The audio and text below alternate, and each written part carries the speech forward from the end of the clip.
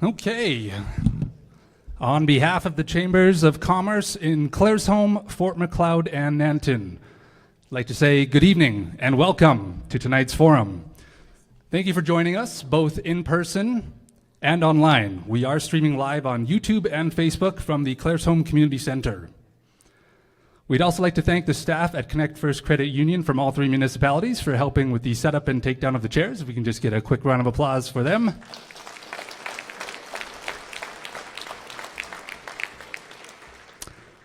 My name is Adrian Stetsky, and I am a former Vice President and Director with the Fort Macleod Chamber of Commerce.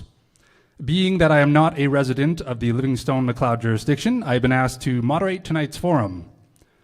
Our goal tonight is to get to know each candidate, their credentials, and their party's platform. This opportunity is to give you, the local residents who can vote in this riding, a chance to engage with them. Before we begin, as a visitor on this land, I would like to acknowledge that we are gathered on Treaty 7 territory, the traditional territories of the Blackfoot Nation.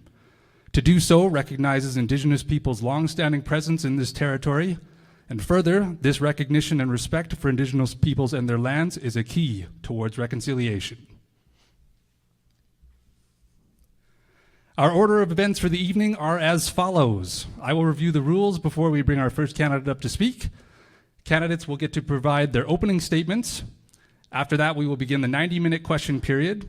We will be rotating question formats, including pre-submitted, public that are in attendance here at the microphone, and written as well.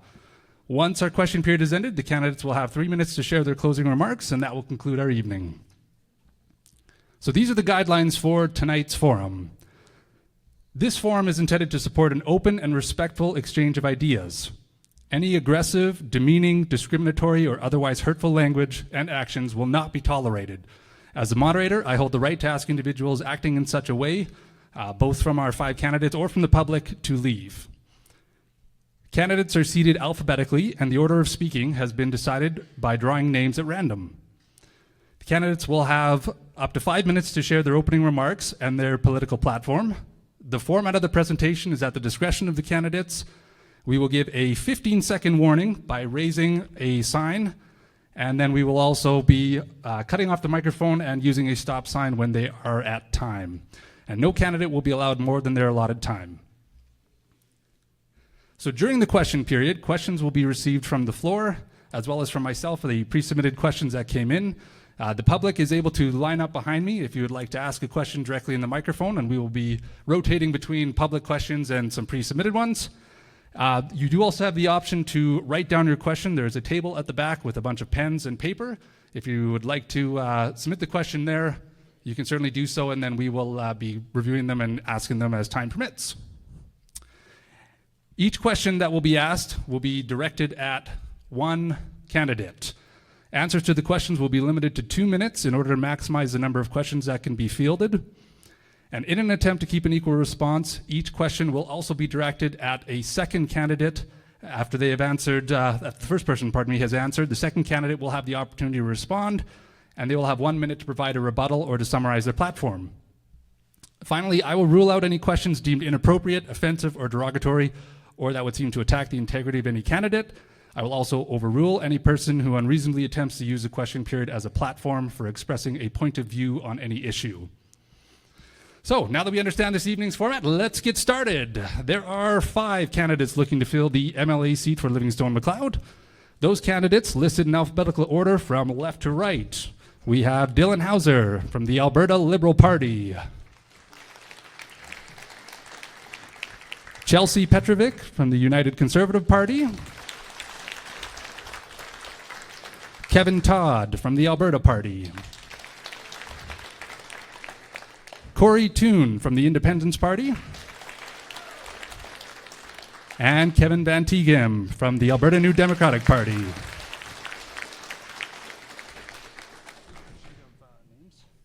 We have randomly drawn who is going to be speaking first with their opening statement, and we will pass the microphone over to Chelsea Petrovic. Thank you all. My name is Chelsea Petrovic, and I am your United Conservative representative for here in Livingston-Macleod. I truly believe that the people of Livingston-Macleod deserve conservative representation that truly understands and values their needs. We have unique challenges, from growing our economy to preserving our precious natural spaces. Our access to healthcare and education must improve, and we need strong advocates who genuinely care. It is crucial that we elect a government focused on the well-being of Albertans here in Livingston-Macleod. This upcoming election is one of those most pivotal moments in Alberta's history. The UCP and Danielle Smith are unwavering in their commitment to moving Alberta forward by fostering economic growth and further diversification. This means more jobs, more prosperity. We will safeguard the services and values dear to Albertans. Unlike other parties who will drag us backwards, we cannot risk their failed ideological policies that have already hurt so many Albertans before. As a nurse, charity worker, and mayor, my experience has prepared me to serve you, my fellow citizens, as an MLA. I intimately understand the importance of healthcare, economic development, and community support. I firmly believe that a good job is one of the best social programs. Through my volunteer work, I've witnessed firsthand the significance of caring for the vulnerable and fostering a sense of unity among us. I will be the elected official and public servant you deserve. Today, Alberta proudly leads the nation in economic growth, and all indicators predict a continued upward trajectory. This accomplishment is the result of the UCP's diligent efforts, and it's crucial that they remain in government to build upon this success. We are witnessing a historic influx of new Albertans as families from across Canada embrace the renewed Alberta advantage. The UCP have made this possible, and with them at the helm, major international companies have invested in Alberta, propelling us forward. Electing any other party puts all of these achievements at risk. This is why we must re-elect a united Conservative government to continue the remarkable progress we've made. Alberta must remain the economic engine of our great country, ensuring that our hard-working citizens thrive. Together, we'll preserve Alberta as a beacon of opportunity for generations to come. Thank you so much.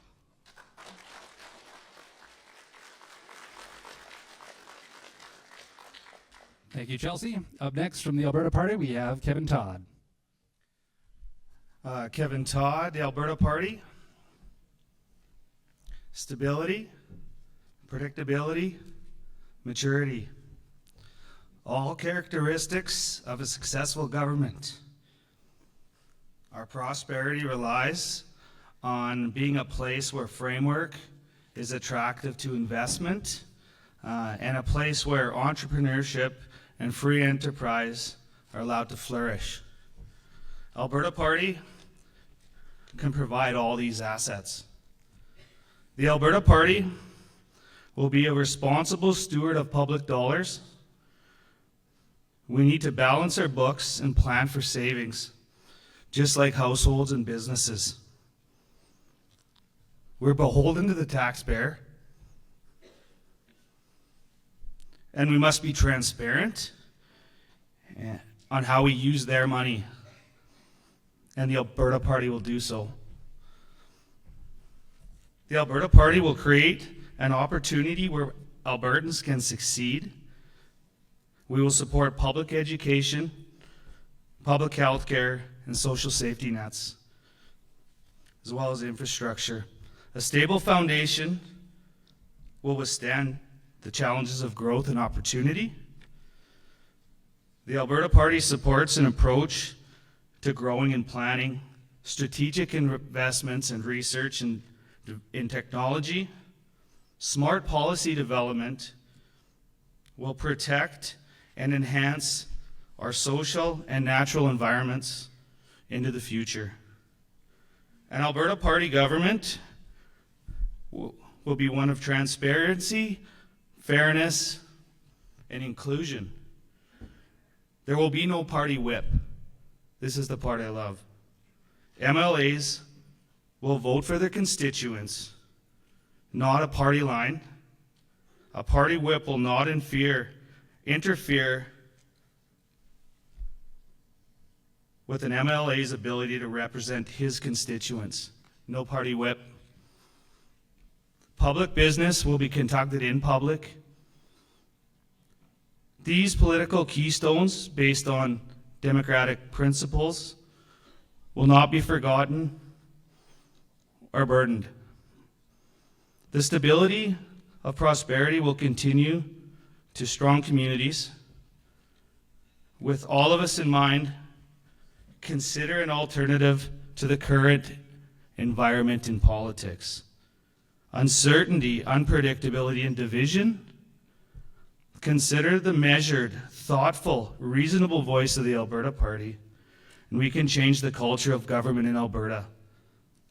I ask for your support as the Alberta Party candidate to bring back government from the fringes, from the polls, to a place of communication, collaboration, a place of stability, predictability, maturity, a place we haven't been for a while, and where we need to go. Thank you.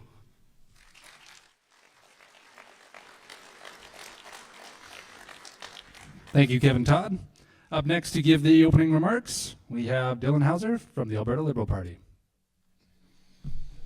Good evening. In 2019, I put my name in the hat for the privilege to represent us of Livingston-Macleod. It was a wonderful experience. There was a lot of good conversation, and it was extremely taxing.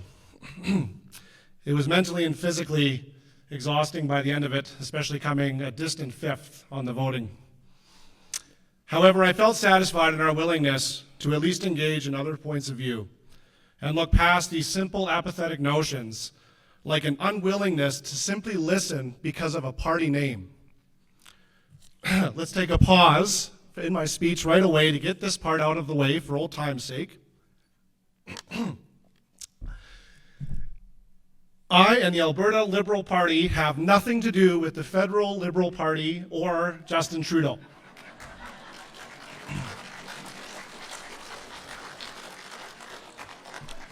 I say this with some level of brevity, of course, but at the same time, I'm serious all in the same.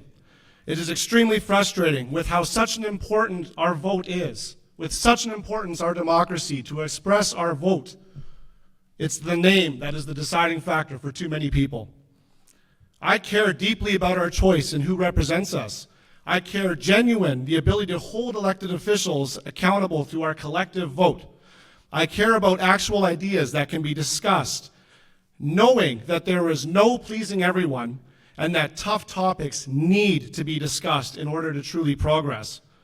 The amount of anger, division, distrust, disdain for others' opinions is beyond noticeable.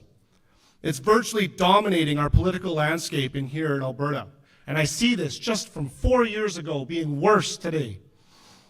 I understand the anger that comes from listening to elected officials slam your way of providing for your family.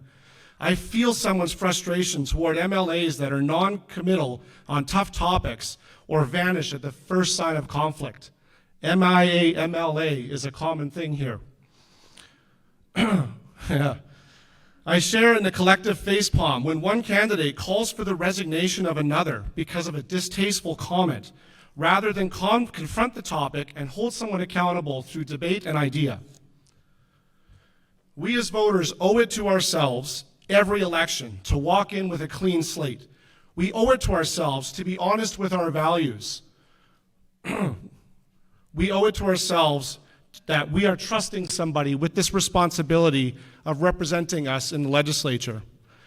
I should be standing here today only certain that the one vote I'm not going to get is that of my ex-wife.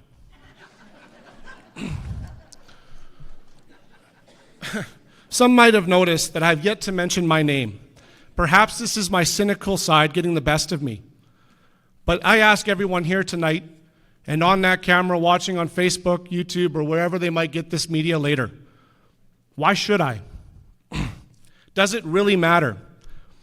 Do you actually care? Or is this already decided for many of you? And what we're doing up here outside of the two major parties being irrelevant? My opening speech is not the place to espouse policy and promises. That's what this whole of tonight is for.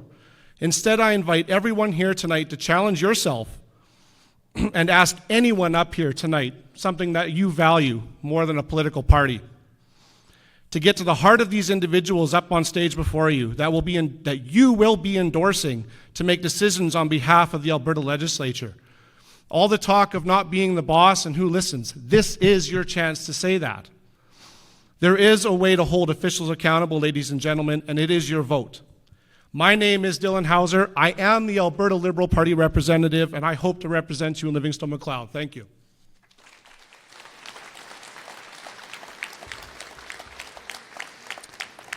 Thank you, Dylan. Up next, from the Independence Party, Corey Toon. Hi, my name is Corey Toon, and I want to start off by saying why I decided to run as an MLA. It's been a long time since politicians have been public servants, and it seems to me every 4 years they come around making promises they never keep. We have a lot of problems in this province, country, and world right now, and I think we can all agree the performance of the government, left or right, has not been in the best interest of Albertans or Canadians. I use the word mad because I am. I'm angry and upset. I'm mad how the Alberta government overreacted to COVID. I am mad that businesses were forced to close and lay off staff. I am mad that hospitals put off much needed treatments and surgeries. I am mad seniors had to die alone and so many had to say, or didn't have a chance to say goodbye to loved ones. I am mad so many had to choose between a vaccine and a job. I am mad our children lost valuable years being kids. I am mad we had to choose between a vaccine and travel. I am mad as we're all locked down, our premier and other MLAs were drinking in the Sky Palace, and they didn't even follow their own mandates. I am mad the MLAs gave themselves a raise during COVID lockdowns as we all suffered at home. I'm mad the government did not come and see what the people wanted at Coots. I am mad that we had a protest for some of our freedoms back. It seems to me after Ottawa and Coots, COVID has seemed to have disappeared. The hospitals did not get overwhelmed, and there's been zero accountability for the government, left or right, for the mismanagement of COVID. Now let's talk about the elephant in the room, the cost of living. If these politicians cared about you and me, they'd get rid of the carbon tax, but they don't. They always say it's federal, not provincial. I say take the fight to Ottawa. If I get elected, I will personally call on all MLAs to go to Ottawa and demand a referendum to remove the carbon tax. And if the other MLAs do not come, they are not working for the people. I would say over 85% of the population do not want the carbon tax, and this would bring down the cost of living almost overnight. In 1976, they called it global cooling. In 1989, it was rising sea levels. In 1990s, they told us our children wouldn't even see what snow's like. In 2000, they called for peak oil. Global warming and climate change. In 2000, global warming and then climate change because there's no measurable warming. So now all extreme weather is because of a trace gas of 0.042%. I am not buying that. And in 2008, Al Gore predicted an ice-free Arctic by 2013. It didn't happen. It's all BS. We all know the government lies, so what makes this different? Al Gore's net worth was $2 million in 1993, and when he was vice president. Now his net worth is $330 million in 2023. All of our politicians preach to us about CO2, but yet they fly around on jets, have vacation homes and luxury cars, etc. I find things keep getting worse, and these two legacy parties have been in power for a long, long time. We have a drug problem. I never thought I'd see the day when we'd see used needles in a park in Claresholm. I have taken my kids to that park, and I can't tell you how mad this makes me. Lethbridge, Calgary, Fort Macleod, Grand Prairie, and Edmonton have hopeless drug addicts roaming the streets. It is shocking to me how bad Lethbridge is now. This is the real pandemic. We have a mental health problem that seems to have exploded since COVID. We have a crime problem that have been on a catch and release program for many years. We have too many problems to list in my 5 minutes here, but remember what two parties have made this once amazing province get to this point we find ourselves today. I have always been a proud Albertan before a Canadian, and I truly love this province and want to bring back the powerhouse it once was. My pledge to you, the people of Livingston-Macleod, is to bring back public service to the Alberta government and make AHS... Thank you, Corey. Sorry, that is time.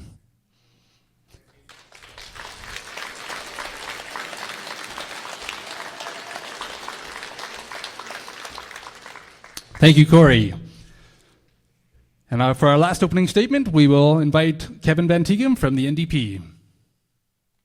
Thank you. I've had more than 2,000 conversations on doorsteps all across Livingston-Macleod. I have to tell you, the conversations I've had there have really affected me. Each door opens onto a different life, different challenges, different talents and ideas. I don't know how anybody can seriously ask for the votes of people they haven't made a serious effort to meet and learn from. I don't know how anybody can serve those people without checking back in. So I made a pledge to myself to keep right on knocking on doors for the next 4 years, not to ask for votes, but to seek feedback and advice from the people I'm pledged to serve. Yes, I'll be meeting with chambers of commerce, nonprofit boards, unions, service clubs, all the other organizations that people form when they pool their energies and their talents to accomplish good things for their communities. But I'll also keep meeting people where they live, because I've come to appreciate very deeply how much those conversations matter. It's from those conversations that the Alberta's NDP derives its priorities.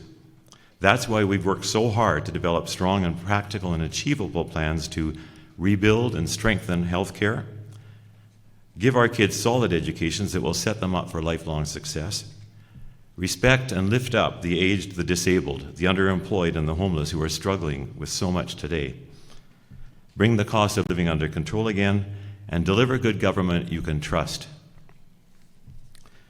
I've heard a lot of Conservative voters at those doors who can't trust what the UCP has become under the unpredictable and chaotic leadership of Danielle Smith. They're trying to make up their minds about the Alberta NDP, and it's not easy. I know what it means. It's part of who they are. It's their identity. It's a hard time right now to be a Conservative in this province. Well, to them, I would say this. I think you already know we listen and we are focused on the right priorities. You should also know that the strong fiscal plan that we developed with the advice of economist Todd Hirsch enables us to commit this to you. No increase to personal income taxes, period. Balanced budgets and strong economic growth in a diversified economy that not only gets the greatest benefit from our oil and gas resources, but generates good jobs in a diversity of other sectors. We need a government that is thoughtful, deliberate, disciplined, and forward-looking, and that's exactly what the Alberta NDP will deliver. We need principled and mature representation for rural Alberta and our Livingston-Macleod constituency in that government, and that's exactly what I will deliver. I welcome your support. I thank you for being my communities, and I offer you my service.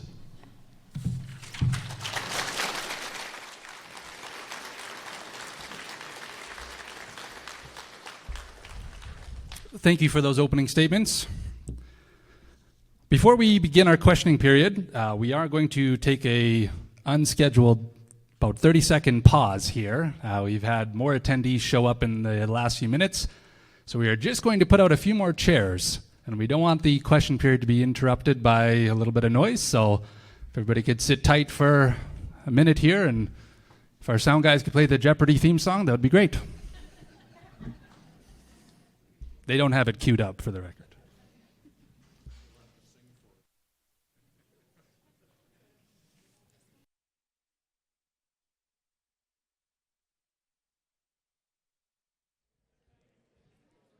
Okay.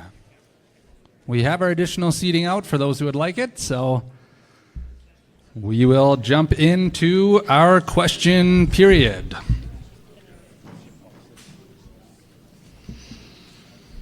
All right, so just a quick recap before we jump into these questions here. If you do have a question that you would like to ask, if you could please start a lineup here just behind the speaker.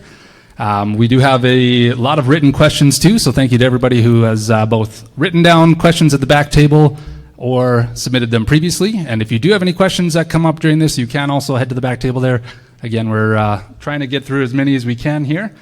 As we mentioned before, we're going to be asking one candidate specifically a question, and we're going to try and rotate through, and then have a second candidate who has a chance to respond or provide a rebuttal back for it. So, okay. I would like to remind everyone here too that none of these questions have been shared with the candidates, so this is the first time they are hearing these questions live and on the spot. The first question will come from one of the pre-submitted ones and is directed towards Chelsea. Does your party intend to proceed with the new curriculum implementation as currently presented by the current government? And I do believe they're referring to the education system. Perfect. Thank you for the question. I was fortunate enough to be able to meet with the Alberta Teachers Association just a couple of days ago and meet with the stakeholders that are implementing this model. I believe that the United Conservative Party and myself believe that teachers are of the utmost importance to our children. And listening to some of these stakeholders, I can see that there is some work to be done, and I would like to continue to work for the stakeholders. My job as MLA is to hear the concerns, see what's working, what's not working, bring that back to Edmonton, and advocate for changes.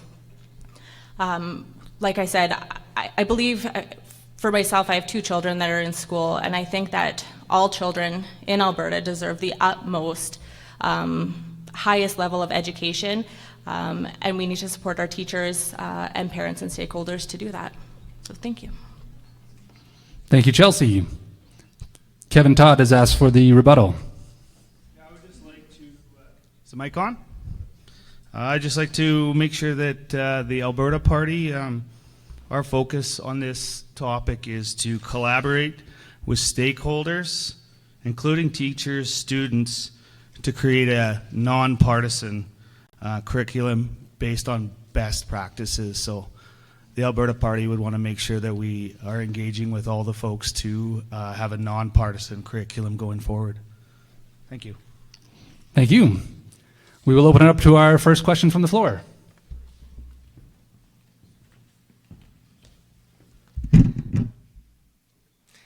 I'd like to ask Kevin Van Tegum,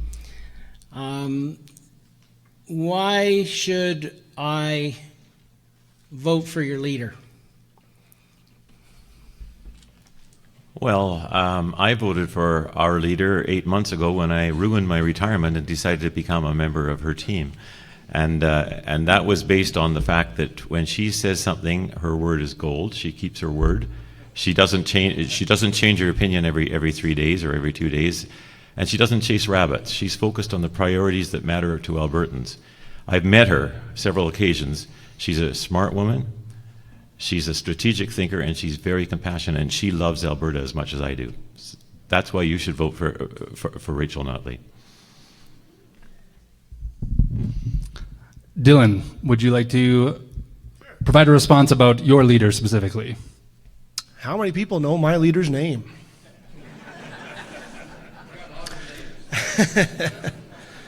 Not that one. I went over that. Anyway, so my leader's name is John Roggeveen. He was kind of thrust into the position a little bit unwillingly, but part of what makes up a leader isn't necessarily knowing all or having the answers or being the face of government. Part of being a leader is allowing other people to thrive underneath you. More or less, John's definitely given me some free rein again that I had last time. But it's not just about voting for the leader here. Like, there's individualism at this level here that's important. The leader's one part of a government. The representative that you send there is equally important, as they will hold influence on their leader They are your voice in the legislature. So as much as it is about the leader, whoever that may be to you, it's about who's sitting in front of you tonight. And I want to make that abundantly clear. We've seen the influence of individual MLAs that they can have on their leadership. We've seen it. We've also seen how important it is when our MLA goes missing. So it's not just the leader. It is an important aspect of it, certainly. But it is the 5 of us that are sitting up here before you that need your consideration tonight. Thank you, Dylan. All right, first question for Corey. This one is another education-based one, but we do have a lot of different topics to cover. So, many of our schools are aging and are in need of repairs. How will your party ensure adequate funding for rural school maintenance or replacement? Well, I guess that's a difficult question, I guess, is like I'm a very thrifty conservative, I guess, but I guess you go by a case-by-case basis and see what's required. And it's like a lot of times you don't need to keep chucking money into something that doesn't need all the repairs as people might think. So I guess all in all is go by case, fix what we need, and continue on. Thank you. And Dylan, your response? So I'm going to tie it into something else as a bit of a lost opportunity. I mean, when I say the word tax, everybody goes, ugh, angry tax. But when I looked at when the carbon tax was brought in by government, I wanted to see more tangible ideas, and that was a lost opportunity in my opinion. So if we have taxation abilities like that, whether or not the federal government allows us to take it back or continues to insist it on us, that was the importance of being able to control our tax dollars, because that money from the carbon tax could have been used as a double punch to take care of aging infrastructure rurally and to give us the modernization and environmental improvement that we needed. I didn't need a light bulb. I wanted to see my schools improved. So whether or not that was the motive behind their bringing in the carbon tax, that's something that I would have looked at, and it's something I'd look at again. Thank you. Thank you. This next question is for Kevin Todd from the Alberta Party. What are the main ways that the Alberta Party would differ from the NDP if elected? Oh, thank you for the question. One of the big ones, I spoke to it in my opening speech, and I think it's unique to most of the parties, the 2 big parties for sure, is the lack of a whip. So a whip would be where someone in caucus or a party leader would make sure that all MLAs are voting the same way on an issue. I haven't spoke to my leader yet, but Barry Morishita, really genuine, nice man, good leader through AUMA, 2-time mayor of Brooks.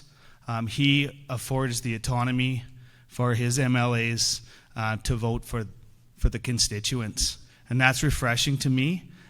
We have unique challenges at Livingston-Macleod, so that gives me the opportunity to vote for the constituents.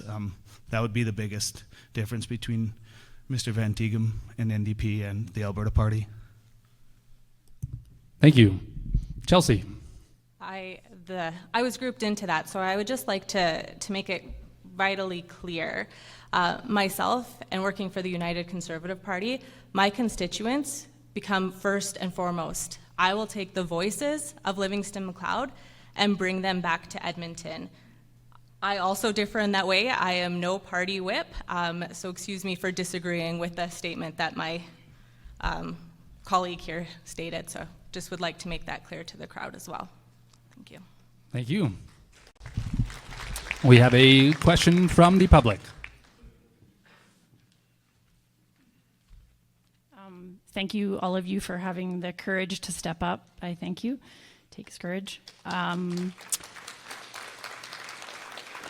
I'm glad, Ms. Petrovic, what you just said, because there's a question I've really wanted an answer to and don't seem to be able to get one from you guys. Will you support new coal mining in the eastern slopes, let's say anywhere between the Crow's Nest Pass and Rocky Mountain House? Should be a yes or no, I think. Thank you. Thank you for the question. So as it currently stands, there are no active requests in Alberta for coal mines within our eastern slopes. With the United Conservative Party, and within Alberta, we are the leading forces in the world with our energy and clean energy on top of that. I am a strong believer in clean water, oil and gas, and here in Alberta we have a proven record that we can do both.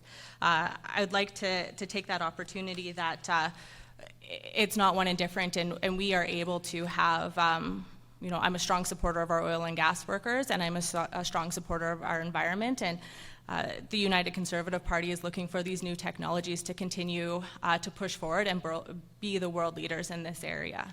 So thank you. Thank you, Chelsea. Kevin Van Tighen requested a rebuttal.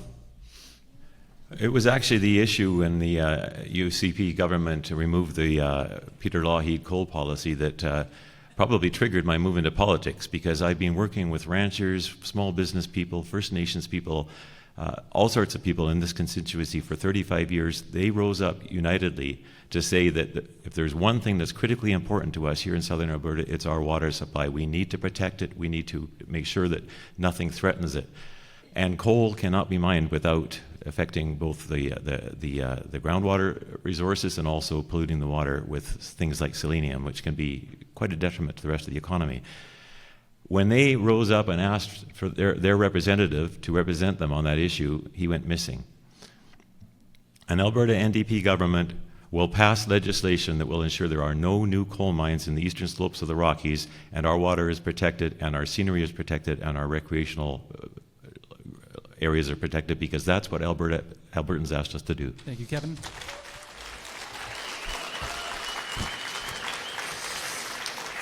Okay.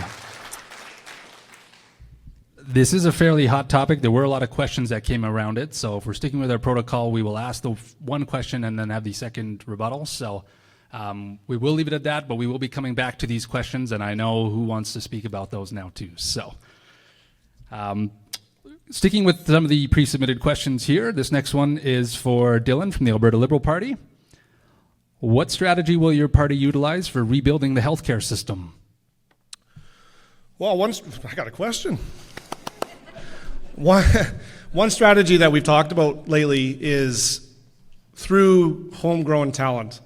We hear all the money being thrown at post-secondary or trying to entice workers back here, but one topic that we discussed was investing in student learning by forgiving tuition. The way we looked at it was that if we can entice people to get their education here and then practice in Alberta, we would invest in that skill that they acquired and knowledge that they built on by paying their tuition to stay here. And we would increase that tuition forgiveness by having them practice in rural communities. That's one discussion we talked about. There's other things that we talked about too, in allowing a person to explore and pursue healthcare, and that's that dreaded guaranteed income conversation. But it's not about putting us on the government tit. This is about empowering somebody to take a risk without having to burden themselves financially just to survive. This allows that stay-at-home mother to go out and pursue being a nurse, or the stay-at-home father, those are those now. It gives people freedom from the day-to-day lives to eventually get off of that guaranteed income. But those are two items that we talked about trying to improve it. Thank you, Dylan. Kevin Van Tighen, NDP. Healthcare is probably our biggest priority, and as a result, we spent a lot of time working with professionals in the health industry, consulting across this province and across this country, in fact, across the world, for models of healthcare that will work. We're going to be bringing in family health teams, and those family health teams are modeled on things that are already working in places like Tabor. They will ensure that up to 1 million Albertans have a family doctor when they need it, where they need it, and don't have to go searching elsewhere for referrals from their doctor to other professionals, because they'll be working in that clinical environment. We're going to recruit doctors into this, nurses into this province with a $10,000 signing bonus, and with also we're going to train a lot more by putting in 10,000 training spaces. The other part that we've heard is important and that we've been focused on is making it easier to get internationally trained doctors and nurses to practice here. We've been working on every aspect of healthcare because it's the first thing. Thank you, Kevin. Appreciate it. We do have another question from the public here. Hi, this is also on healthcare, and this is directed towards Chelsea. Do you actually believe what Danielle Smith believes, that if somebody has an illness due to lifestyle, that they don't get coverage? That's what I think. No. So thank you for the question. So I've worked in the healthcare industry now for 13 years. And the UCP has a healthcare guarantee that no person will have to pay to see their family physician, and actually barriers have been reduced in order to get the healthcare that's needed. There is no plan to charge people based on their ailments, I guess you could say. And I'm a strong advocate for equal healthcare amongst every individual, regardless of health choices or ailments, and that's something I will continue to do. I'm a strong believer in preventative healthcare, reactionary healthcare, and post-healthcare, and that is an area that I will continue to focus on and strongly advocate for us here in Livingston-Macleod. We have unique challenges living in the rural area. This is an area that I kind of live and breathe. Pretty well versed on a lot of what's happening in our rural areas, and I'm just going to be a continued advocate for those of us who use the healthcare system, which is each and every person in this room. So thank you.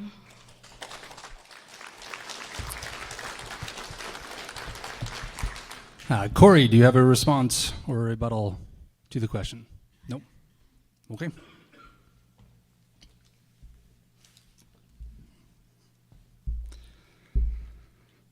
All right. This question is directed at Kevin from the NDP. Without cutting down another party, how will you make a difference in Alberta? Well, we're going to make a difference in Alberta by listening to Albertans and having them tell us what their priorities are, and then developing and implementing policies that address those. We're focused on healthcare. We're focused on the cost of living.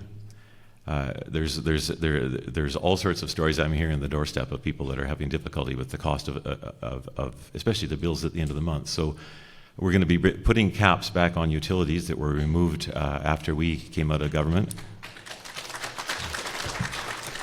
We're going to be putting caps on car insurance and post-secondary tuition. They've all gone out of control over the last few years.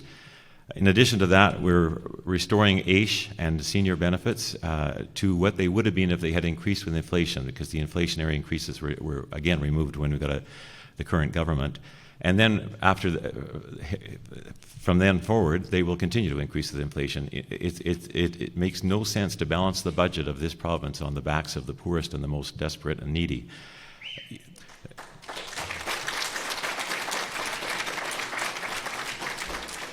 I talked to a woman the other day who, at the end of her payments, at the end of the month, she has no money left and she has to go to the food bank. This was in Fort Macleod.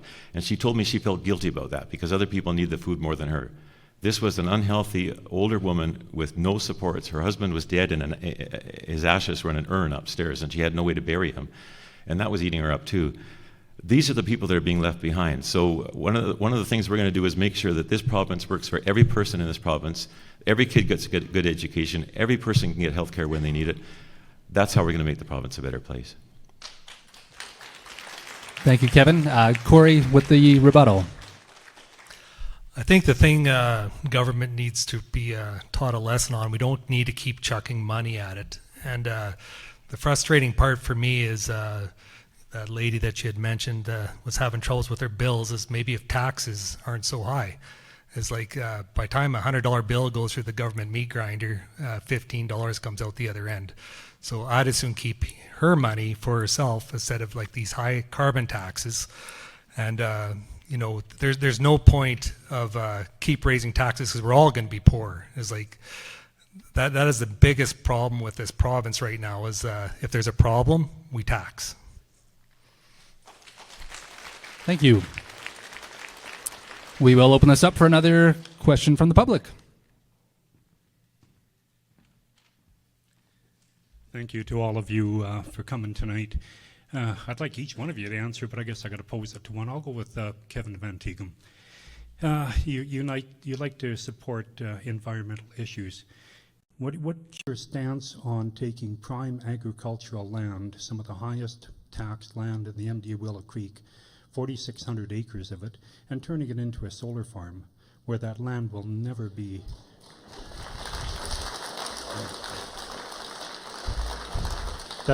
that soil will never be reclaimed, and for something as ignorant as a solar farm. What's your opinion? You know, I was involved with the development of the South Saskatchewan Regional Plan, and one of the main tenets in that plan is that when we develop new infrastructure, industry infrastructure, we should be putting it as much as possible in areas that have already been developed, zoned for development, so that we don't continue to fragment the landscape, fragment the agricultural land, and increase the cost of servicing these things. Concentrate them in one place so that you develop the infrastructure there and it supports multiple developments. So that's smart development. That's what the South Saskatchewan Regional Plan prescribes, and we should be implementing the South Saskatchewan Regional Plan. A Rachel Notley NDP government is focused on building an economy that just is not just built on our existing oil and gas. It adds value to oil and gas by moving, by looking at things like turning it into carbon-related products, partial refining, things like that, but also builds the rest of the energy economy. The important thing about developing energy is we got to do it smart. We haven't done it smart all the time. We have the potential to do it. Doing it smart means putting it where it's needed, putting it where it has the least impact, and making sure that we protect the other values that we care about in this province. So I understand your concern completely, and I've heard about it on the door. And I think we can do it. We can do it right without doing it wrong, and that means follow the wisdom that we've already developed in the South Saskatchewan Regional Plan and consolidate things where they belong. Thank you, Kevin. Dylan, did you have a response for that?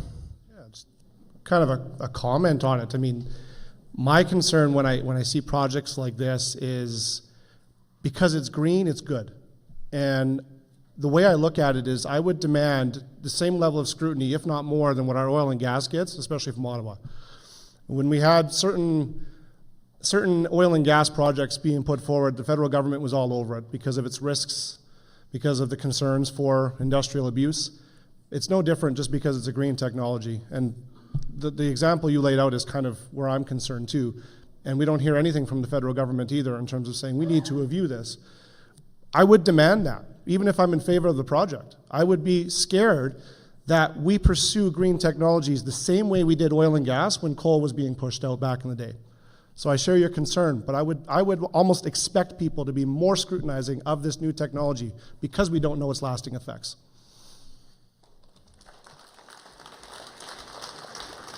Thank you. We will circle back here a little bit to a hot topic question there. And Corey, this one will be for you. Where do you stand on the resource development in the Eastern Slopes?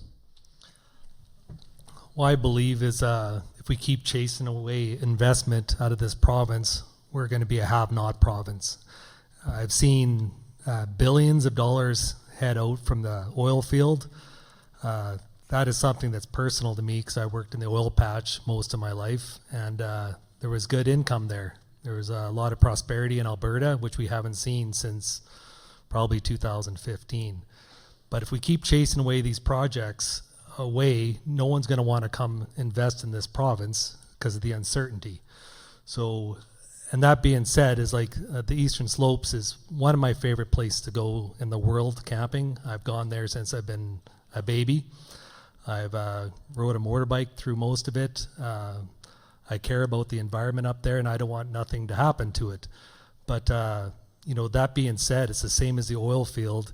Is they have very strict rules on the environment. It's not like these coal mines can do whatever they want. They're all regulated. So at the end of the day, I believe in prosperity and jobs and keeping the environment green. Thank you. Thank you, Corey. Kevin? Yeah, I'll just add to that issue the Alberta Party's stance on coal mines in the Eastern Slopes. Alberta Party has no new coal mines in the Eastern Slopes, and water first initiatives on all projects. We have to protect the water that is the headwaters. We can't go back from the headwaters. That's the headwaters. So that water comes right through here. It serves all our communities, and we use it for irrigation, and all our communities are drinking that water. We need to make sure we protect that source. So no new coal mines in the Eastern Slopes from the Alberta Party. Thank you. A question from the public. Good evening, and thanks again, you guys, for running. Kevin Van Tegen, I got a question for you. Tonight you've said many times that you're going to do so much for everybody, which is great, but where is the money coming from? You're going to do so much, but you're going to have to tax it to get it, or where do you want the money to come from to pay for all this?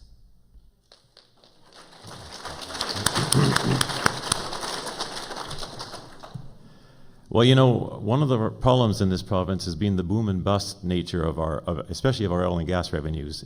When it's rich, we're rich, and we spend like drunken sailors. As soon as the price of oil drops and our revenues go down, we start cutting like crazy, and it is like living inside a yo-yo, and it's really hard on people. So one of the things we did was we enlisted Todd Hirsch, the former chief economist for the Alberta Treasury Branch, to give us some advice on how to deal with our oil and gas revenues, especially now that the oil sands are coming to development maturity, so that the royalty rebates that they got during the capital development phase are running out, and we're starting to get full royalties. So we know that things are all challenging in terms of how the world keeps changing in the energy sector, but right now we've got revenues coming in from oil and gas that spike, and so that's capital income. What Todd Hirsch did was he advised us on how to deal with the fact that we are a province that's allergic to sales taxes, which is what economists keep telling us we should have. We're a province that rightly expects low income taxes, and yet we're a province with a large population with a lot of needs. So he gave us advice on how to deal with resource revenues. The bottom portion of the resource revenues is earmarked, fixed amount is earmarked for use in running government operations and supporting our society and our communities and our schools and our hospitals. The rest of it goes to debt repayment, or after we've consulted with the people of Alberta on updated purpose for the Heritage Trust Fund to savings. And some of it goes into endowments, so that we only pay the interest off those endowments, but we spend them on strategic investments. So we have a very robust fiscal plan that will fund our promises. Thank you.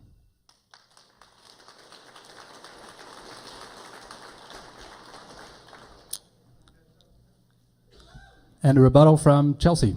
So I would just like to remind everyone, Todd Hirsch is a longtime proponent of the provincial sales tax.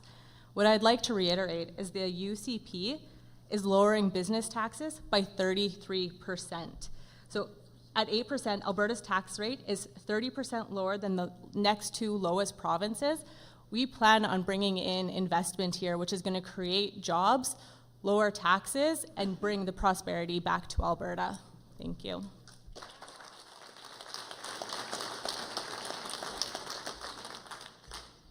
Thank you.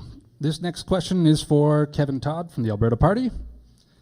In the last administration, caps on insurance, tuition, and utilities were removed, which has increased the cost of living.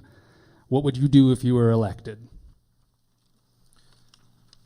On affordability, for sure, we have post-secondary training. A move over 5 years to bring tuition down by 50%.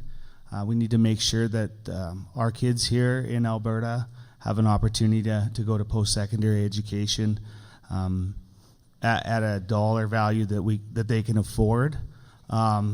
In talking to some doctors lately, there's empty seats in our medical seats.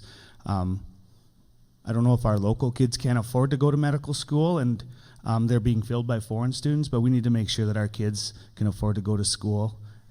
So yeah, we would move to cut tuition. Thank you. Thank you. And for rebuttal, Chelsea. When we talk about affordability, one of the biggest proponents to the cost of living is the carbon tax. Let's be honest.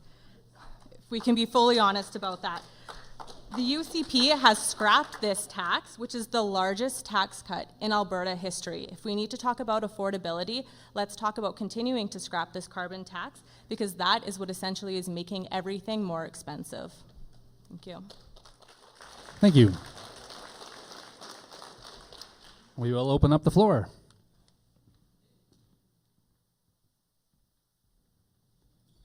My question's for the NDP candidate.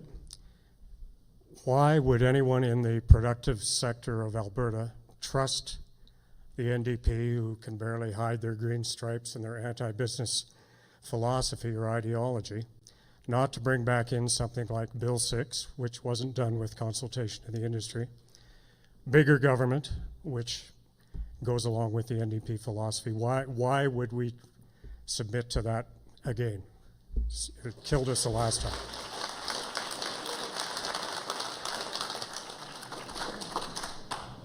Thank you for that question. And there's no question that when an Alberta NDP government brought in Bill 6 back in whenever it was 2015, there was mistakes made, and there was a reaction to that. And we learned from those mistakes, and we moved on. We will never bring back Bill 6. That's a commitment. In addition to that, the big question seems to go to trust. We're living at a time in this province right now where we really don't know what's going to happen the next day, because we are dealing with a very unpredictable and sometimes chaotic government where we have a premier and cabinet ministers that are constantly correcting their story and changing course. There is definitely a trust issue in this province, but in Rachel Notley and in the Alberta NDP government, we do our homework. We make sure that when we make a promise, we can keep it, and we keep it. Every aspect of the NDP platform going to the 2015 election, in spite of the fact that we were in a recession during that whole period of time, we kept every promise. Yes, Bill 6 was a promise to ensure that workers all in this province all had health care, had protection from workplace injuries. It was implemented clumsily, and you make mistakes and you learn from them. That's what we did. We now have a government. We now have a slate of candidates that are extremely seasoned, extremely talented from diverse sectors. They look a lot like the people we used to elect when we used to elect government with a different color sign, and they're the ones that are asking to represent this province and protect our economy and grow it and sustain our families. Thank you, Kevin. Is there a rebuttal? Or we look at the other parties that are sitting before you, and we don't worry about what the NDP might do again. We give somebody else who's never had a shot at the table their first shot at it.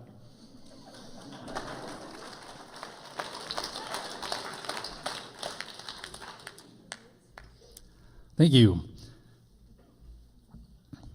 Dylan, I had the next question queued up for you already. How is your party going to fund the government other than with resource revenues? I think we're already well funded. We're just not allocated properly. I look at something like our nurse shortage, and I think, we're complaining about overtime nurses and burnout. It seems counterintuitive, but we hire more nurses, save more on burnout, save more on overtime, save money by redirecting our resources. When I look at what we're already paying for in taxes, like I said, lost opportunity on controlling our tax. I don't think, even if we change governments, we're going to lose this dreaded carbon tax. That's a fun buzzword. We need to just bring it back to Alberta, recognize for what it is, and then do better in allocating where it goes. The problem with any tax conversation is that I don't think any of us trust a damn thing out of anybody that says, hey, I'm going to do your stuff with your tax money. So it's a process that we have to take with a leap of faith by taking somebody new, taking somebody that you can trust, and saying, hey, this is your shot at it. And if you burn the bridge, I'm not going to go back to you. And the problem is we seem to be going back to the burnt bridge over and over and over again, to the point where I think a lot of us in this room know we're electing somebody that we know shouldn't be there. But it's not about taxing more. It's about, let's understand where this tax money is not going and go back there. Thank you. Thank you. For rebuttal, Kevin Todd, Alberta Party. I would just like to add to that, from coming at it from a business side, that as we give AHS lots and lots of money to operate, that we kind of hand the money over with what I would call a KPI. So we would hand the money over with ideas that they would move this money, and we would have outcomes that we would all appreciate, different outcomes. So the funding, like Dylan, I think the funding's there. I think if we could consult not at the top. I would say I would go to the middle of some of these organizations, and they have answers how to operate these places better, more efficient, in a way that we would all maybe appreciate getting services different. So I think we're funded good. We can prioritize if we need to. So thank you. Just one thing. So I want to bring up mental health as one big example. We've got 20,000 different special interest groups all sucking from the same tree with nobody organizing it. That's waste right there. And it is woefully inefficient. So I can scream more tax, more money to fix this stuff, but the root of the problem is very prevalent and very, very in front of everybody, that there's no direction. And that's a big part of fixing this too. Okay, thank you for those responses. We do need to keep this from becoming a debate, unfortunately. So you did not go over your 2 minutes time, so I let it slide, but we do want to try to keep to one response and one rebuttal, please. At this point, we will open it back up to the floor.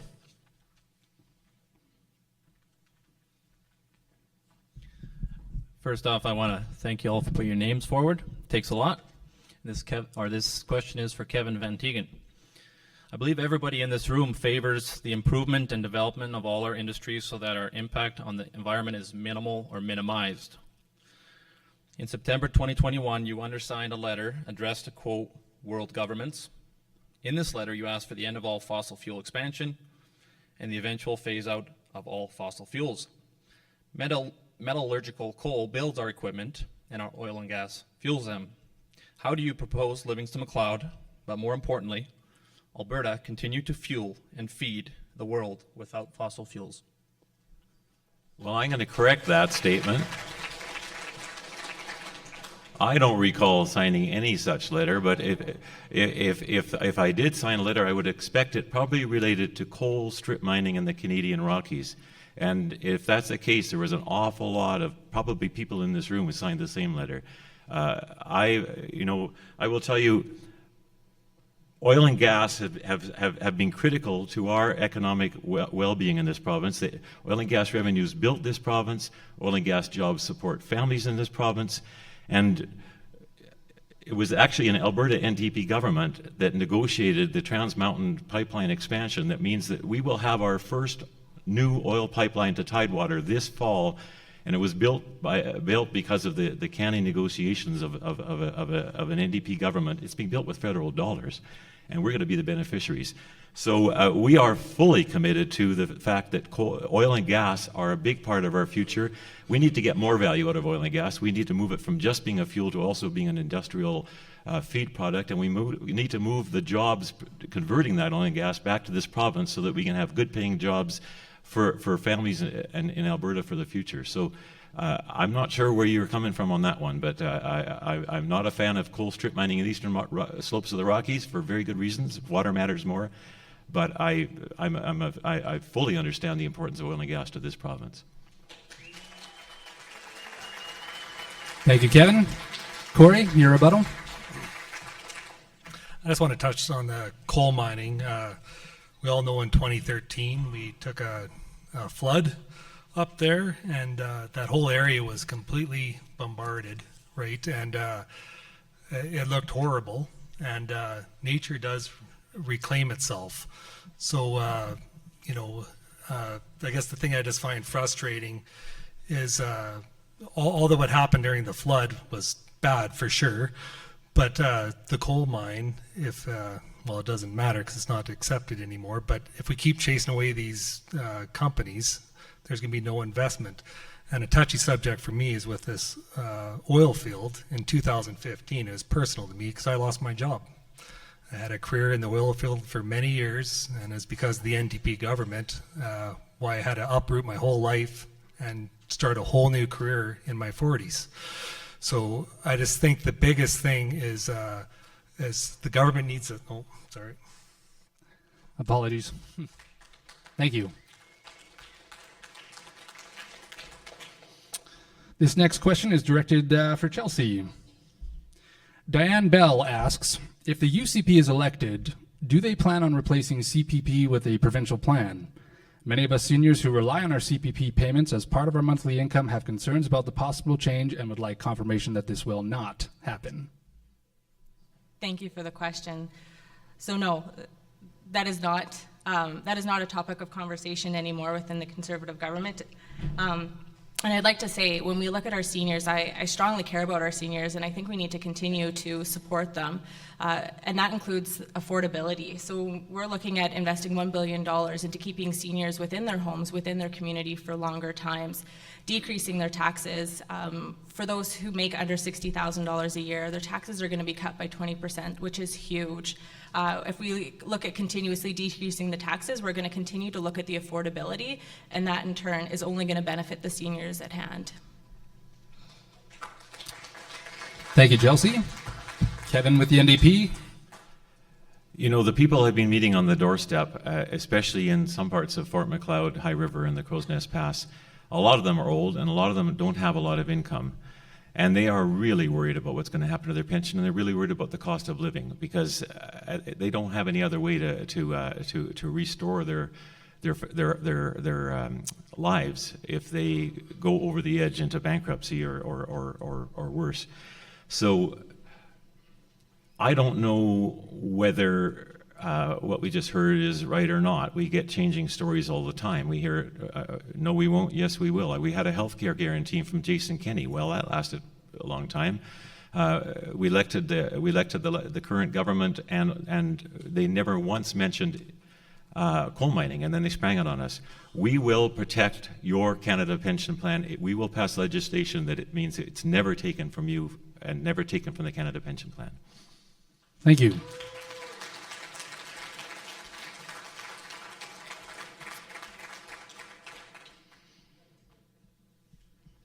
Okay, we have a question for Corey. What specifically will your government do to recruit physicians to rural and nearby areas? I guess, first of all, I wouldn't have fired him through COVID. And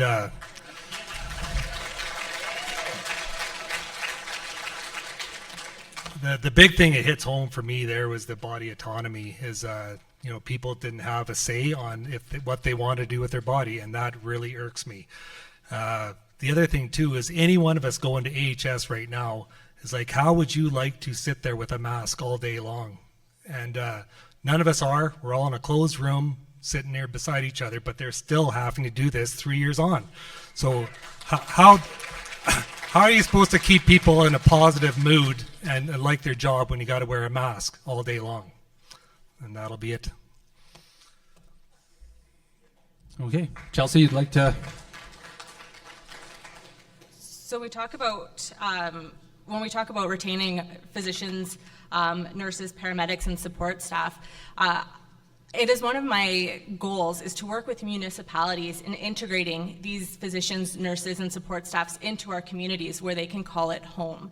So the UCP is allowing the system to hire another 36 more frontline staff, and I would make it a priority to work with these municipalities to ensure we can integrate them into our community so they want to stay within our communities.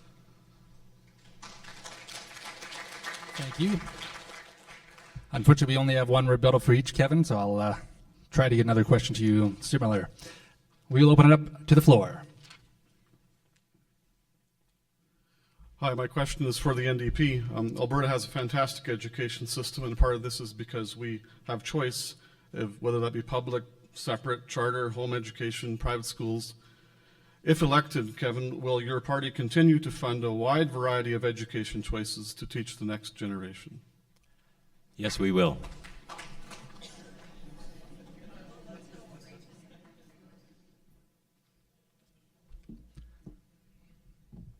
Well, it was a yes/no question. I gave a yes answer. We are committed to hiring something like, I got to check my numbers so I don't lie to you.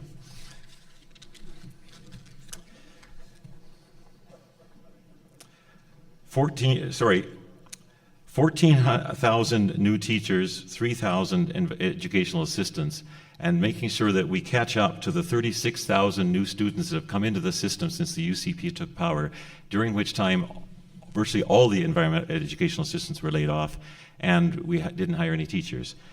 So those educations are received in public schools, separate schools, private schools. charter schools. There's different ways in which people expose their kids to the learning that they need.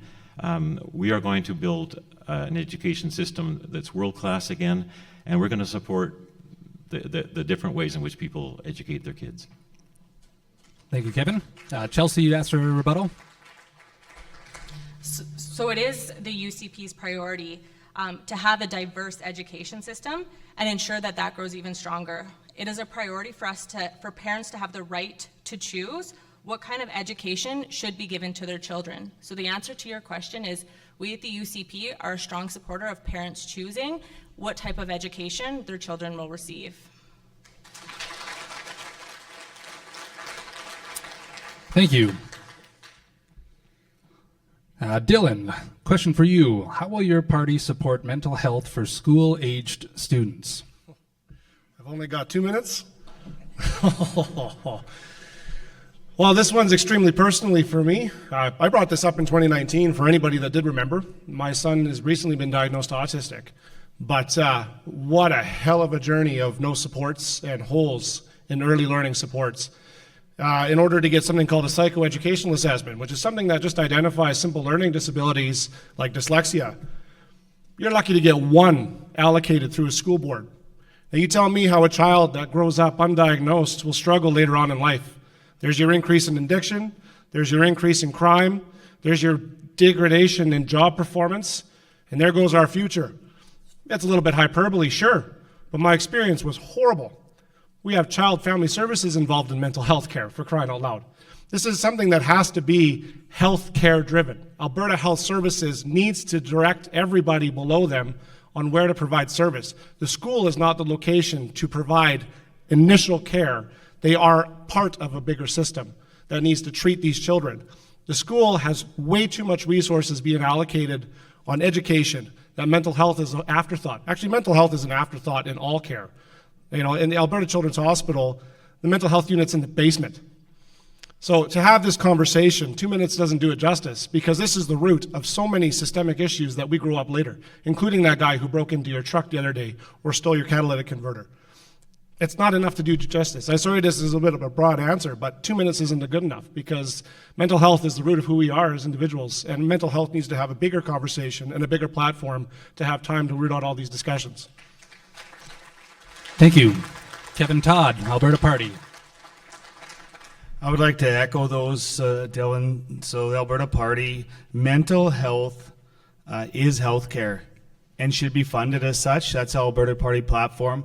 And if it's specific to education and kids, I had the opportunity to go to the same meeting as Chelsea the other day in High River to talk to these teachers. And in talking to them, the early childcare, so this is pre-K, we need to ensure that we identify early childhood challenges there and that we're funding them through aids and whatever we can, speech, whatever. Again, like Dylan said, we catch it at that age, we help them there, and it just reaps benefits right through their life. So thank you. Thank you. And we will open it up for another question from the floor. Kevin, over the last 3 years, there was censorship, threats, and complete lack of mainstream platform for all the medical professionals in Alberta and Canada who had major concerns and opposition to the COVID shots and all the COVID protocols. What would you do to change that in the future? This Kevin? Yep. I got a dead mic. Oh, there we go. I'm going to start by correcting a number that I gave you earlier. It's 4,000 teachers, not 14,000. 14,000 would be great, but 4,000 is what we're committed to hiring. In terms of COVID, you know, COVID was a really challenging time for all of us. It hit us fast, and we weren't ready for it, and we had to learn as we went. Albertans got together. We did what each of us did what we thought was best. We pulled together, especially early on, to try and get through that.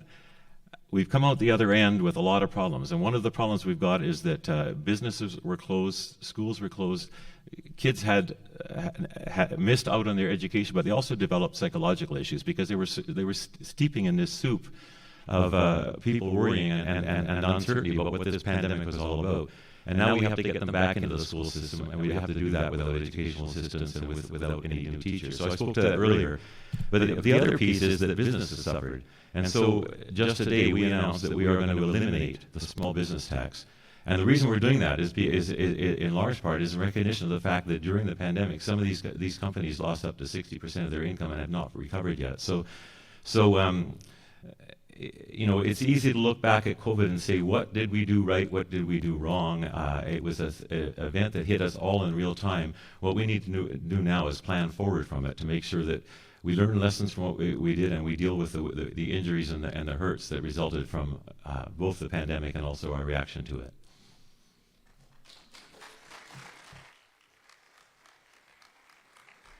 And for rebuttal, Corey. I guess when the pandemic first hit for me too was I thought this community center was going to be full of beds the way the media and the government went at it. And I found after about 3 months, I started questioning things, and then I started contacting my MLA to deaf ears. So I guess on that is the overreaction of the government was absolutely insane. Feel free to look up the government website. The annual deaths over the last 20 years hasn't really jumped through COVID. And it's all on the government website. You just have to search it yourself, but the numbers don't lie. The average age of death of COVID cases are 79 years old. So I think it was a massive overreaction from the government, and this is going to be a financial burden on a lot of lower income families for generations. Thanks, Corey. Kevin Todd, this question comes for you. Do you feel low-income housing is an issue in our riding? I don't know, low-income housing, I like to use the word more affordable housing. And I know within my community of Nanton, and I've traveled the riding throughout, I've talked to local officials. More affordable housing or a diversity of housing within our communities would be a positive thing. So I've moved twice in my life, from a condo to a bungalow to a house, and I know I'm probably going to retire in Nanton, and I will probably need a smaller apartment. And there's a good mix of housing that's healthy for all communities. So yeah, it's needed throughout the riding. Thank you, Kevin, and we'll pass it over to the other Kevin. Thank you. You know, there's 25,000 Albertans currently on waiting lists for affordable housing. And there's a lot of problems developing in our downtowns because of people that don't have homes, roofs over their head. The first thing is you put people under a roof. Then you can take care of the other issues. And if you don't do that, then the other issues take over. So we are committed to housing another 40,000 Albertans within the next 5 years by a diversity of approaches, and focusing mostly on the people with the deepest need. Because if we can deal with the needs that put people at risk and knock their lives out of kilter, we deal with the problems that arise from the fact that they have no future and they have no hope. We're going to collaborate with Indigenous peoples. You know, we tend to forget we've got one of Canada's largest reserves here, and there's housing problems both on and off reserve. So we're developing an Indigenous housing strategy. So we're all over it. Time ran out. Thank you. And our next question comes from the floor.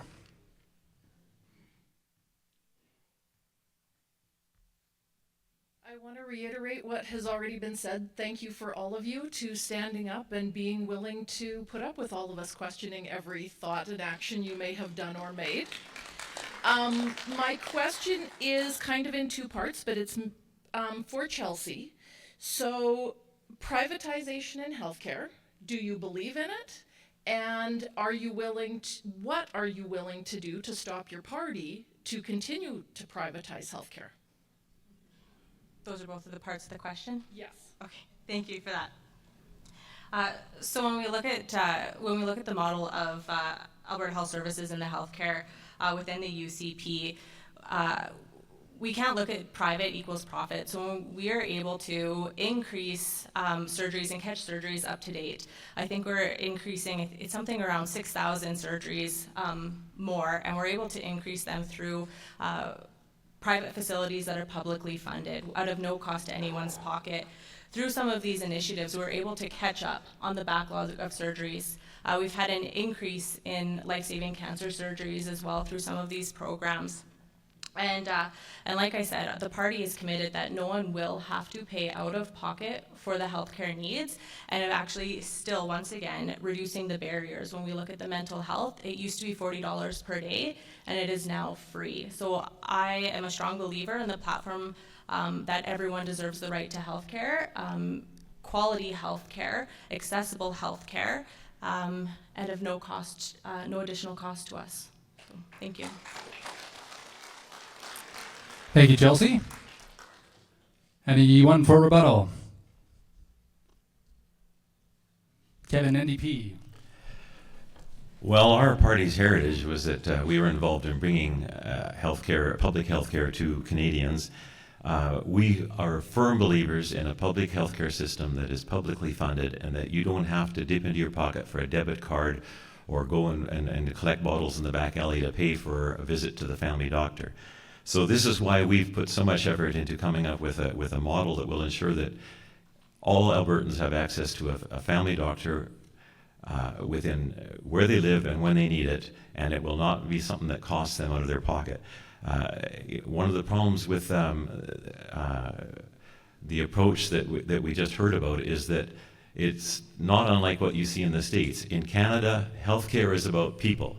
In the States, it's often about profits. We are going to make sure that that the people that expect healthcare in Canada get Canadian healthcare. Thank you.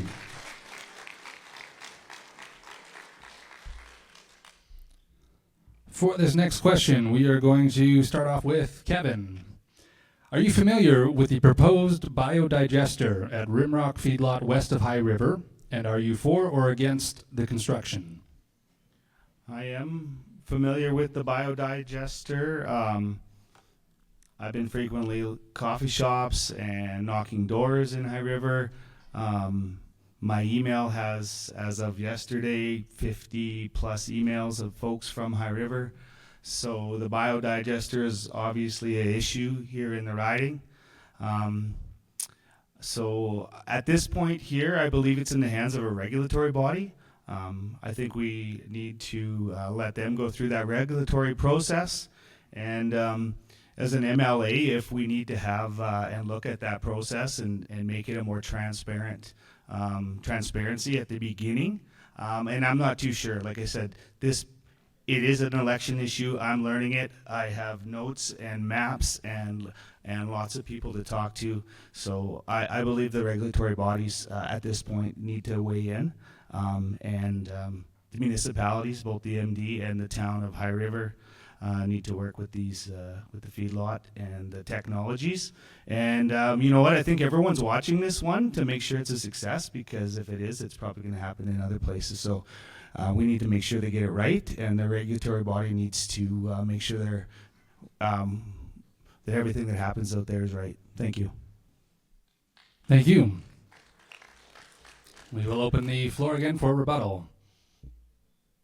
Chelsea. So I agree that this is a hot topic in High River. I too have hundreds and hundreds of emails and phone calls in regards to this. When we're looking at this regulatory body, though, we need to be able to work with the stakeholders and ensure the legislation is in place so this does not happen again, and we can mitigate the problem at hand. If we look at the, I guess we're going to call it odor pollution, that is something that is a hot topic in High River right now, and we as government officials really need to work with every single stakeholder at play to ensure all of the legislation is to top-notch standards, to ensure every single resident has the right to live and play in their backyard. Thank you. And Chelsea, this next question is for the UCP. What are the top 5 things the UCP has done for Livingston-Macleod in the last 4 years?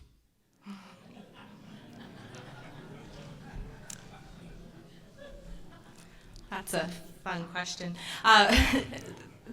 The United Conservative Party, I think, as a whole, when we look at the whole party and not just in Livingston-Macleod, I like to take a look at what we've done in healthcare. We've reduced ambulance wait times, we've reduced emergency wait times within the hospital. This is something I know because I currently work and we've got to see this firsthand. We're trying to lower the taxes and work with individuals. We were able to actually defeat the Bill 6 legislation, which every single farmer, I believe, in this room is extremely happy about, that we are able to continue to have our way of life brought forward within Alberta with getting rid of that piece of legislature. And of course, pushing our energy sectors forward. So I'm not just going to look at the UCP as just here in Livingston-Macleod, but at a whole province. So we've pushed forward with our agriculture and defeating Bill 6, increasing the technology in the irrigation sector. We've fixed numerous problems within the healthcare, still supporting our energy workers and ensuring that they are well taken care of. Overall, we're working with our housing units as well. I know that all of that's being brought forward too. So as a whole, I think there's not even just 5 or 6 that the UCP have done that are in a positive light for Livingston-Macleod. I think there's many, many more. So, thank you. Thank you.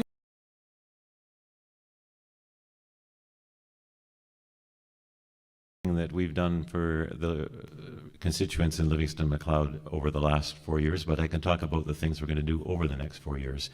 We are going to bring in rural internet within the next 4 years, high-speed rural internet, which is a real obstacle.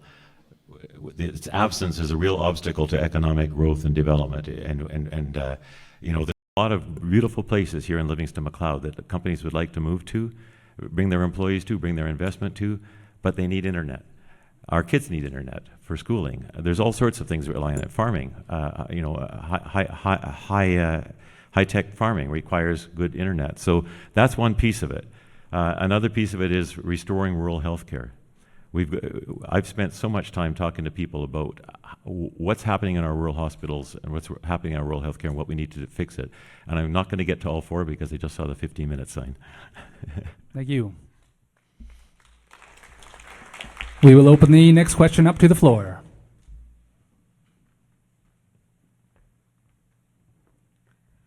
Again, thank you all for coming and putting yourselves in front of all of us. That must be pretty daunting. But I have a question for Chelsea. As the government that's been in power for the last little while, I've been in Claresholm for just over a year, and I tried to find a doctor. I have gone to the website, Find a Doctor in Alberta, and none in southern Alberta. I phoned clinics everywhere, and nobody would even take a waiting list. They ripped them all up. Finally, one clinic in Calgary put me on a waiting list, and a year later, I have a nurse practitioner. How are you going to get doctors and nurse practitioners here in our area, in our communities, in our rural area? And thank you. Yeah, thank you for the question. I know that that's a problem right across Alberta right now is the physician and nursing shortage as well. So the United Conservative Party has struck a deal with the University of Alberta and the University of Calgary in doing a Grow Your Own program, and that is doing a larger initiative of rural physicians.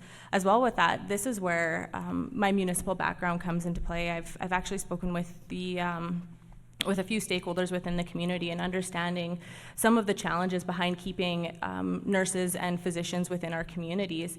And that's where it is a priority for me to work within the municipalities in ways to retain our physicians, not use our rural areas as necessarily a stepping stone to get to somewhere else, but to actually have them integrate within our communities, want to stay in our communities and long term. I think that's going to be a huge asset going forward for us here in rural Alberta. It's a different way of life, and we need to ensure that these physicians feel at home and that they want to stay, so that you and myself and everyone in this room have access to that quality care that we all deserve. So, thank you. Thank you, Chelsea. Kevin Todd, Alberta Party. So I've had the opportunity to travel the riding. We were in Pincher Creek at a Rotary Club and had an opportunity to talk to some key folks in the community and their challenges and missing doctors, and just like the story I heard here. I know it's right through the riding. In High River, I had an opportunity to talk to the lead doctor of 30-some doctors to listen to their challenges in their community. So it's definitely something we need to do. In talking to the doctors throughout the riding, I think we could do better with their contract. I think they're leaving for a reason. So that would be one, to make sure that we're respecting the doctors and they have. The other thing that I wanted to make sure that we had here was to create a rural and Indigenous pre-med program. This has been done in other provinces and it's sitting on the table and it just needs to be funded. Thank you. Thank you, Kevin. This next question will go to Dylan. Please outline your party's policy going forward regarding future expansion of solar energy facilities. And do you have a bonding policy for future environmental cleanup?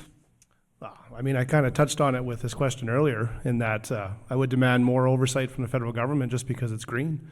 I'm not okay with just prolific building of something to do something different from our norms. So is there something standing in the policy? To my knowledge, no.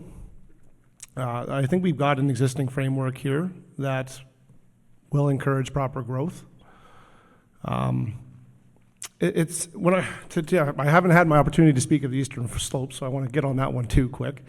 But when I look at that and I hear about industry development, we're all slave to taxes. We hate the tax word, but we end up paying to corporations too. And when I look at the scar left over in Crow's Nest Pass, for example, that's my trust in industry going sideways. The legacy is left there that when the money's gone, they're gone. And I believe that just because it's green, it's an industry all the same, and they'll do the same thing. So the policy that I would stand for is to make sure that just because you're green technology, you are held to the same level of standards that led to that mine in the Crow's Nest Pass being dismissed. Just because you're green, you don't get a free pass. That's my policy. In terms of shutting down the job, however, though, like if I'm telling Crow's Nest Pass no mining, then 10 times more effort from me has to go into making sure that community survives, which means trying to find other ways for these people to gain gainful employment and keep their communities alive. Thank you. And floor is open for rebuttal. Okay, next question then. Corey, what would your plans be for the $30 billion that we pay to Ottawa every year? That amount could sure set up Alberta for a better future. I guess if we got the $30 billion back, I would cut taxes. So I think your money should stay in your pockets. The thing I just find so frustrating when there's a surplus in government, they find they have to spend it. And like I said before, the money is better in your guys' pockets than the government's. So that would be my rebuttal or my comment is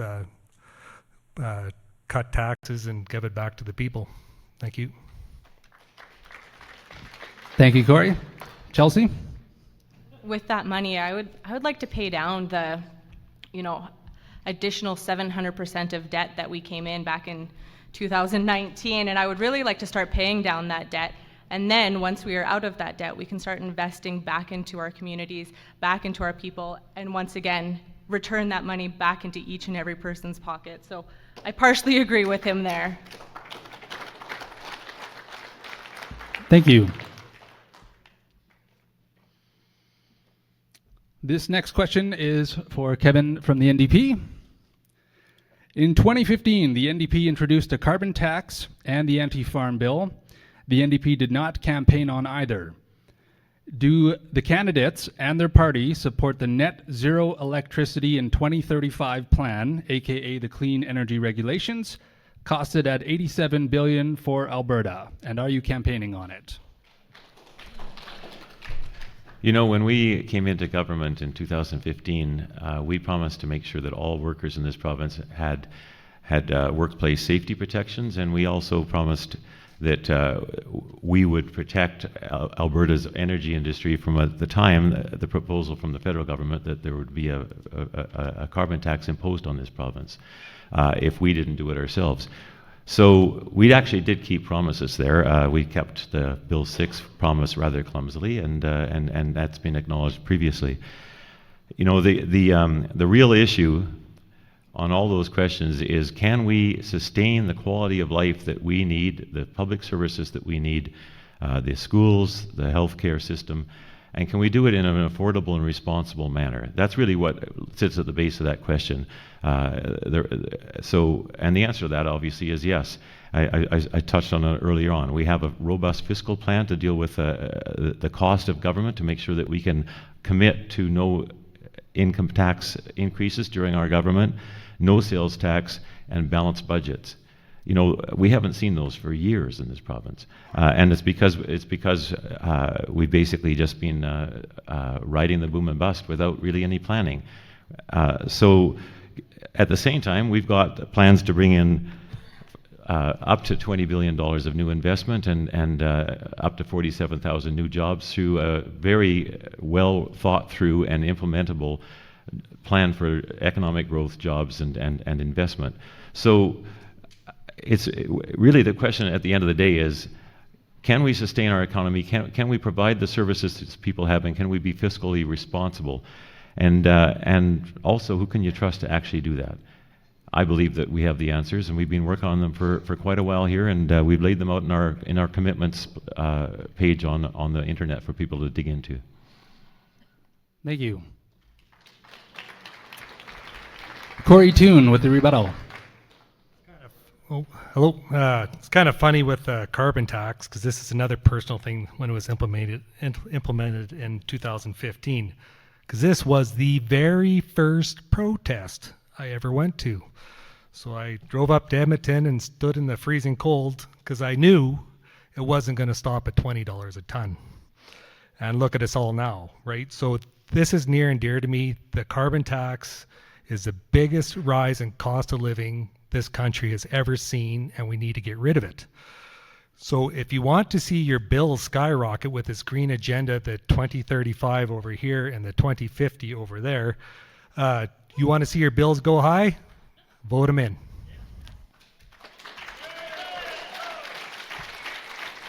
Thank you. Okay, this next question is for Kevin Todd. With so many people being vaccine injured, how are you going to stop this and help people?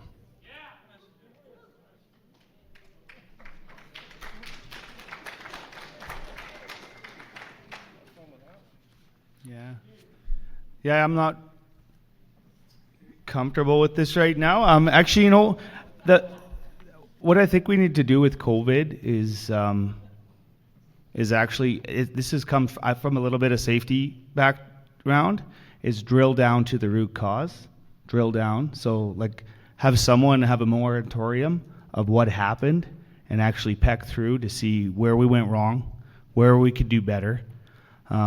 So yeah, I don't know that I have the answers. I would hate to comment, but I would hope that someone could maybe debrief this whole epidemic, and we can make sure that if something showed up similar, that we would be in a position to do better. Thank you. Corey Toon had requested the first rebuttal.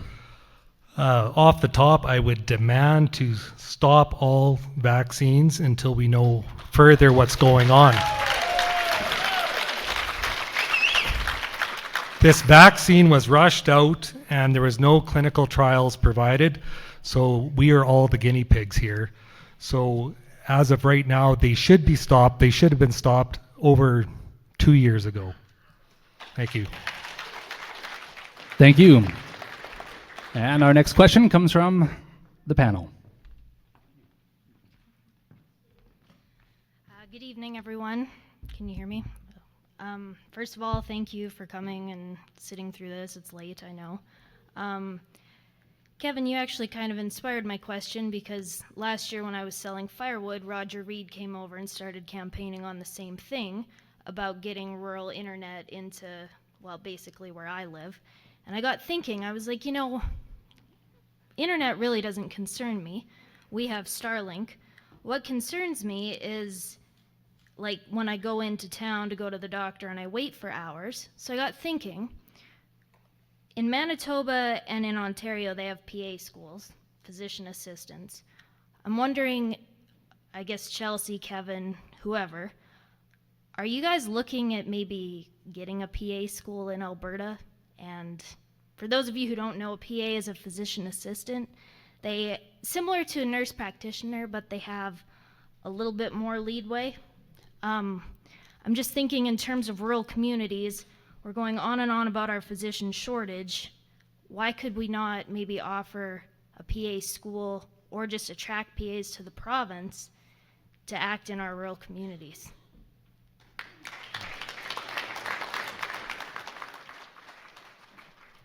Well, thank you for that question, and boy, I wish I could answer it, but this is, for all the conversations I've had with doctors and nurses around this riding, this is the first time I've heard of a PA. So, what I will tell you is that our family health team model is sort of touches on that, because there's a lot of things that doctors do that can be done, for instance, by licensed practical nurses, or there are a lot of times that doctors are looking at issues that are actually not doctor issues. They can be dealt with in other ways. So the family health team model really surrounds a practice of 4, 5, 6, 7 doctors with licensed professional nurses, physiotherapists, pharmacists, psychologists, so that when you arrive at that clinic, whether it's for a runny nose or an unexplained lump or whatever, you will have access not only to a doctor, but to the people that the doctor needs to consult with and that the doctor might need to send you to in that clinical setting. So that's been a big part of our plan going forward, is looking around and saying, okay, there are places where this kind of team-based medicine really works. It reduces the cost to the system because it keeps people out of hospitals where the most expensive care is, and it ensures a great operating environment for the doctors and the other health professionals, and it also ensures good care for our families. So whether that fits into that model, I'm afraid that that's a piece that I can't speak to. I'd have to find out more about it and look forward to talking to you about it at some point. But our focus is on making sure that a million Alberta families are able to have a family doctor when and where they need it, and to get service in a way which is efficient, cost efficient, and comprehensive. Thanks, Kevin. Chelsea. So the word we're looking for, it's nurse practitioners here in Alberta, and I actually have the pleasure of working one in Fort Macleod, and she is absolutely wonderful. And I don't think the physicians there would necessarily have anything bad to say about her. So when you talk about physician assistants, that's one I've never heard of either, and it's something I would be definitely interested in looking at. And I agree that there is conceptual models that we do need to look at. And once again, when we look at rural health, we need to work with all of the stakeholders at play. We have unique problems here, and we need to find the unique solutions to them. So if after the forum I'd be able to chat with you a little bit more about that, that would be really wonderful. Thank you. Thank you, Chelsea. We have about a little under 15 minutes left to go in our question period here, so we will be continuing with questions from the public panel, as there are members here to ask. Thank you all for coming and throwing your name in the hat. And as for the drunken sailor spending, the drunken sailor, he spends his own money, unlike the government. They spend our money. But anyhow, the question is, the big utility companies, they're robbing all of us. Gas is $2.50 a gigajoule, they're charging us $9, surcharges on top of surcharges. It's unbearable. If one of you are elected, would you challenge to look into they're all billionaire companies, and they're robbing everybody. Thank you.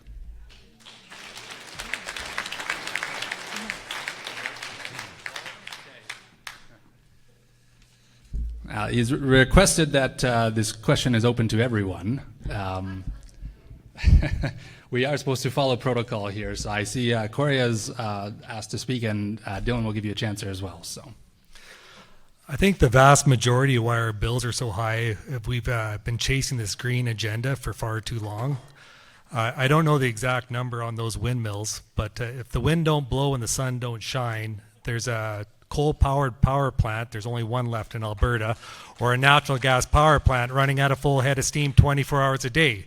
So why have we spent hundreds of millions of dollars of taxpayers' money And like these green agendas, they sell it to the grid at a way higher per kilowatt hour as coal or natural gas. So this is why our bills are high.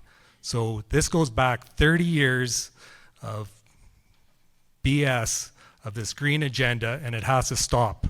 So if we're running coal anyways or natural gas, we don't need this green energy stuff, in my opinion, because it's unreliable. I challenge us all. It would be so nice to go on the green agenda for a week, and we'll see how crappy it is, because the power will be off more than it's on. Thank you, Corey. Dylan, the floor is yours. Haven't you been listening? It's the carbon tax, man. That's why we're paying so much. But that's my point that I made earlier. It's not just taxes, right? Corporate greed is a big part of it. And how do you correct corporate greed? You need government to put in regulations. So we're always in conflict with how much government do we want? And then we get screwed by that guy. Well, too much government. Got to go back this way. Let free enterprise rule. We got to pick and choose, people. Regulation is important for that kind of stuff. Working with industry is pivotal to that.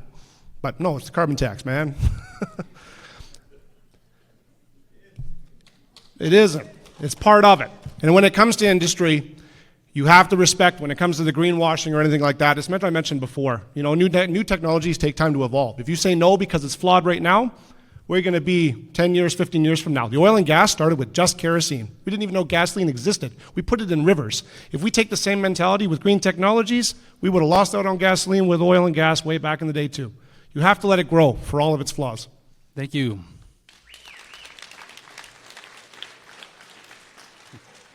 Well, I'll take another question from the floor.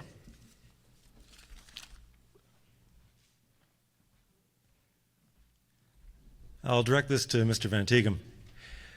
There's been much talk about green energy. There's been talk about phasing out of fossil fuels.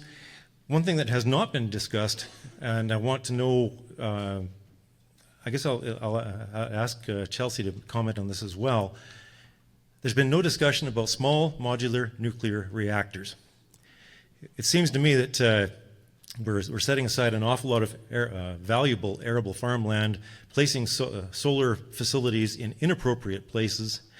Last January, when it was minus 30, if you looked at the site for the Alberta Energy ASO, you'd find that we were generating roughly 1% of our available solar and wind capacity was generating electricity.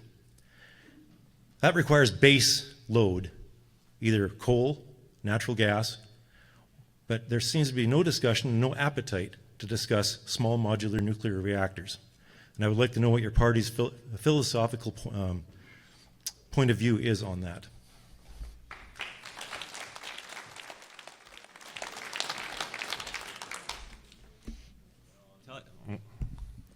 Well, I'll tell you, I knew this was going to happen. I don't know, and I'm going to have to find out. I know that we are committed to a diverse energy future, that we're trying to build economic activity and good jobs in the full range of sectors, because that's how you sustain a healthy economy. What I don't know is whether small nuclear is under consideration or not. So I'm going to have to look into it. I'll have to defer to the others and see what they have to say, and maybe I'll learn something up here. Chelsea with the rebuttal. Thanks. So I agree. We put a lot of emphasis in all sort of energy sectors, and the small nuclear, sorry, it's a mouthful for me. It's a hard one for me to say. It was introduced to me not too long ago, and I have to say I haven't been able to do enough research, but I have asked the party on their stance on it, and I am continuously, this is one of those areas where I couldn't give you a lot of information about it, but I will find out, and I will continue to dig deep. And if you're here afterwards, I'd love to get your contact information, and I'd love to take this back to the United Conservative Party for more information, as well as the experts that are sitting in this room, because it sounds like you know more about it than I do, and I'd love to be able to learn from you. So thank you. Thank you. We have another question from the floor.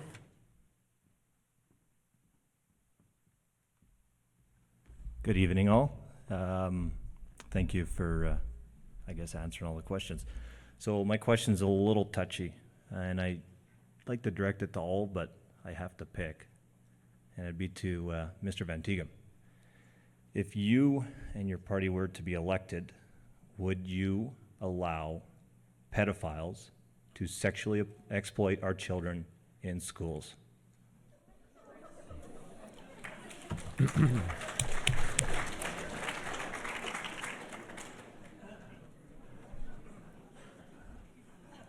I think that I'm not aware of where that's happening. If it was happening, it's illegal and it needs to be dealt with. What we are committed is to ensuring that all kids have access to a safe and modern education, a good curriculum, schools that work, and adequately staffed with teachers and educational assistants. Understaffed schools are places where students are awfully alone sometimes, and teachers are struggling to keep up with the demands on them in a classroom. I talked to one teacher in Pincher Creek the other day. She said she's got 28 kids in her class. She spends almost 80% of her time with one kid because that kid has special needs and there are no educational assistance available to him. So that's where we're focused. We're focused on building an educational system that is worthy of the province that our kids are growing up in, because kids only get one chance at an education. Thank you, Kevin. Corey with the response. I think maybe his question was off a little bit. I think he's probably on the subject of the drag queen story hours. That I have a problem with is we don't need to sexualize our children. If people choose that lifestyle, they can do it on their own, but it doesn't need to be done in front of children. And that is my stance on that.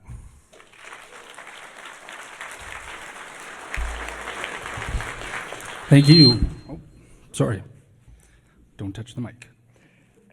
Okay, just a few minutes left for the question period. We'll switch gears a little bit here. There is a concern with water, and we're going to go with Dylan for this first question. So the concern about water, lack of and the monitoring and water rights. We have witnessed a marked increase in irrigation pivots along Highway 2 in the past year. Water for the pivots comes up from the Willow Creek. You can currently walk across the creek. Last year, this was the norm. What is your party's plan to ensure we have a continued water supply for all? Short answer, protect the eastern slopes, where all of our water comes from. The irrigation problem was something brought up by my party president, and boy, do I wish I talked to her more about it right now. But in my total ignorance with this conversation, that's the strength of a party, that I have somebody to fall back on. That's my responsibility as an MLA, is to not stand here and blow smoke up your ass and say I know everything about the world. I have to consult with people that I'm representing. This is something that I need more knowledge in, and I will be doing the consulting to make sure that goes. But on a short answer, protect our eastern slopes. Thank you. And the floor is open for rebuttal. Chelsea? So yeah, thank you. I know irrigation is a hot topic here in southern Alberta, and what I can say is I believe that the Alberta government is currently no longer issuing any new water permits. We're able to sell our water permits to other individuals, and I know that the province has the ability to take away a certain percentage of those irrigation rights. But what I'm hopeful to see and hopeful to continue to work with stakeholders is that the United Conservative Party, they're setting record investments in our irrigation districts. They're putting in new technology and continuing to work towards this. Obviously, this is not my area of expertise. I'm just excited on the path forward where we're at and want to continue to work with the stakeholders at play. Thank you. Thank you. Okay, this next question goes to Kevin Todd from the Alberta Party. If your party wins the election and the Premier asked you to transport some Australian coal mining executives to the mines in the Crow's Nest Pass, would you do it? I would drive them to show the beautiful Crow's Nest Pass, where I camp, where I fish, but no new coal mines in the eastern slopes.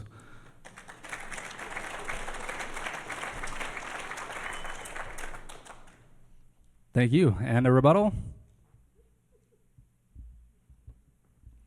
Okay.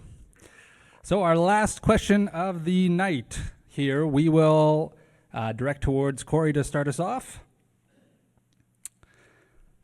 Under your party's platform, would there be increased funding for schools so they can have speech for elementary students and occupational therapy from trained people more than once a month?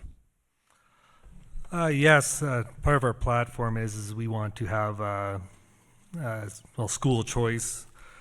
So in the funding goes with the child, so they can go as where they want and have the proper school choice, I guess. So if you want to go to private, homeschooled, or government school, but I don't think it necessarily needs to be more funding all the time. I think we can find it in the budget because there's already a ton of money that goes there, but I think we can streamline things a little bit to make things more efficient.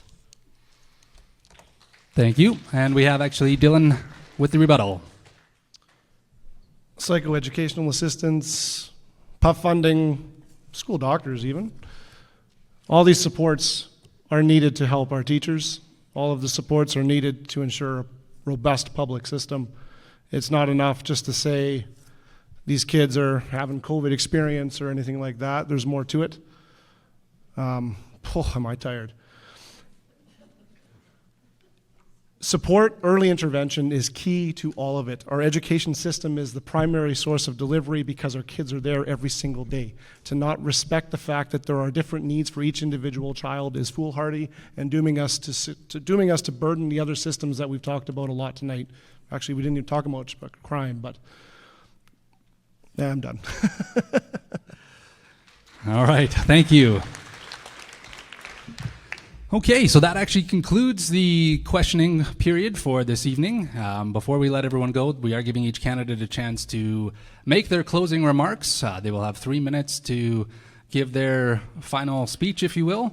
But before we do that, if we could just please give them a round of applause.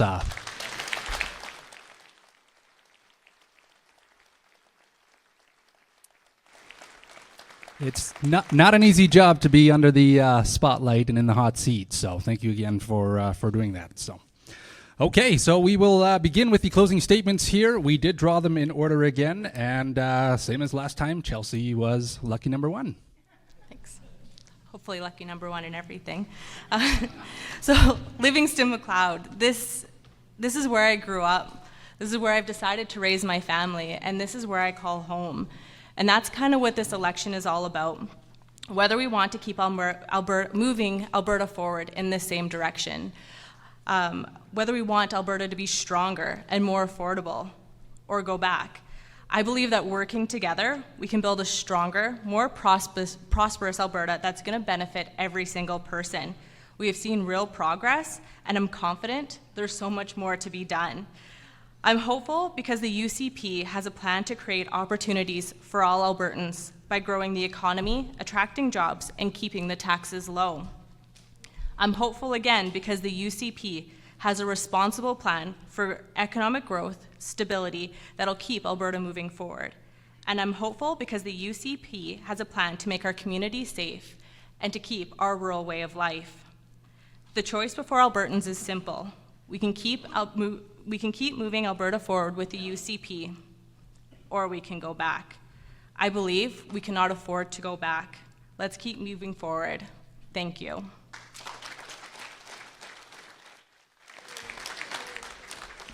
Thank you, Chelsea. Up next, Kevin with the NDP. Well, I'm going to go back to where I started, which is the doors. I started knocking on doors 8 months ago. I've been to in at least 2,000 conversations on those doorsteps. And I've met a lot of people, and I've learned a lot. I went in there thinking I knew what I was getting into. Little did I know. There are a lot of lives being lived behind those doors, a lot of issues that people have, and a lot of potential. So one of the things that I noticed is that in parts of this riding, there are people that are being left behind. They're being left behind by inflation. They're being left behind because they can't access health care, and they've got issues that they're living with that nobody can tend to for them because they don't even have transportation. The other thing I've noticed is that we live in one of the most beautiful parts of the province, and it seems strange that we would have that contrast there. One of the reasons that I chose to run in Livingston-Macleod, besides the fact that we've had property here since the 1990s and a deep, long relationship with the place, it's the center of my universe, one of the reasons was because I want to represent a place that actually works in 2023. And this is one of those places. There are a lot of places in this world that are not in good shape anymore, where they've been degraded or they've been overused or they've been, they've suffered from various kinds of issues. We've got a great place here, and it's because we have great people here and they know how to live in this place, and they work together to keep it that way. It was working with people like that that got me off the couch and back into public life. I spent my whole life working in one way or another with governments, and so I know the insides and outs of how they work. And so when I went on those doorsteps, I sort of thought, okay, I know what I'm getting into, but this is a big job, and this is a big challenge. This is our province, and it's not working for everybody right now, and there's a lot of issues that are affecting our lives and not for the better. We need a better future. Going around the neighborhood, I'm finding people that are left behind. I'm finding a lot of NDP signs. So people are looking for change. People are looking for new ideas. People are looking at 2023 and saying, what is the political landscape like today? Forget what's in the rearview mirror. What do I see today? And I've had a lot of talks with conservatives. I'm going to tell you, I hope I don't run out of time here, but I ran into one former cabinet minister from the Lougheed government and the Getty government. We had the longest conversation, and he was talking about how politics used to be done. He talked about fighting with Grant Notley on the floor of the legislature and then going out for lunch and having a good laugh. He said that's how it should be. So I thought, this is great. We're having a great conversation. At the end, he said, Kevin, I don't think you're going to get any votes in this household, but if you win, I'll be happy. And that's sort of where we are. We're so tribal, like we can't get past the tribe we belong to based on what we see in the rearview mirror. Another one that I have run into a lot are willing to vote for the NDP, and they're going to give us a try because they've realized that as the political spectrum has shifted to the right. Thank you, Kevin. That is time.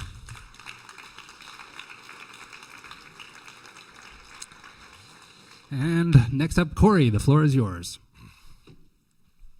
My biggest thing to the people of Livingston-Macleod is I want to bring back common sense to politics.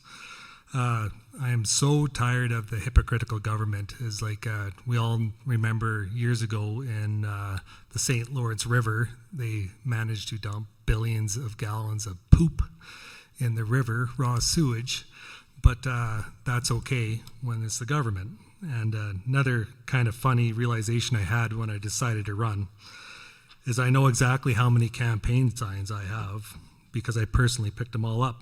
I got 500-yard signs, 4 4x4 signs, and 8 8x10 signs. I'd like to know how many NDP and UCP signs are up. Why I bring this up? Because we can't have a plastic straw or a plastic grocery bag, says the government. But there is tens of thousands of campaign signs that will all be chucked in the garbage, and not to mention the wasted lumber. We could have literally solved the housing problem by building a house from all the wasted lumber. So on that closing note is like I cannot wait until they find a campaign sign and a turtle's nose and ban those as well.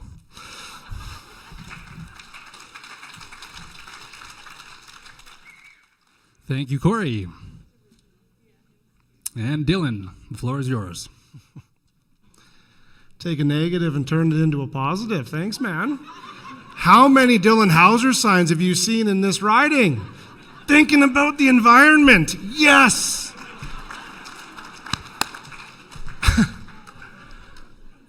I want to spend the time to just say that I appreciate everybody here today. I mean, it's nice to see the engagement. I hope it doesn't stop there. I hope that the point I made at the very beginning resonated with you, that there's more to it. These forums offer us an opportunity to sort of spew policy that we may or may not understand. But the most important thing is you guys get to see us as individuals. It's not necessarily about the policy that we memorize or the notes that we read in front of us. There's more to it. There's a person here that you are making responsible for decisions that will affect your life. That is why we brought up too many times in jest our previous MLA, because how many people gave consideration to the individual that we were sending to represent us, instead just considered the party? It's important. But these forums are not perfect. They are short answers. We're fatigued. It's on the spot. More engagement is needed. If you want to talk, I'm here to stick around. But I appreciate everybody here, and imagine the media attention if you guys elect a Liberal. Thank you.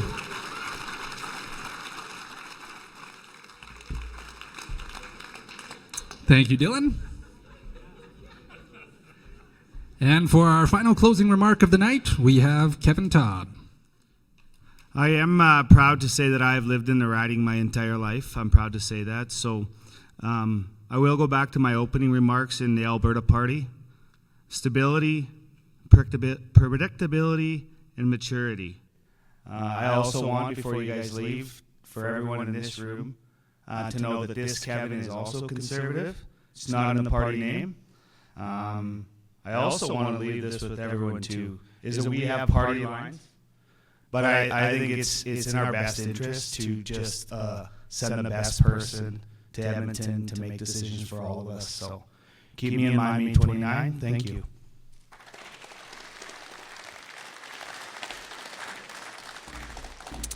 Thank you, Kevin.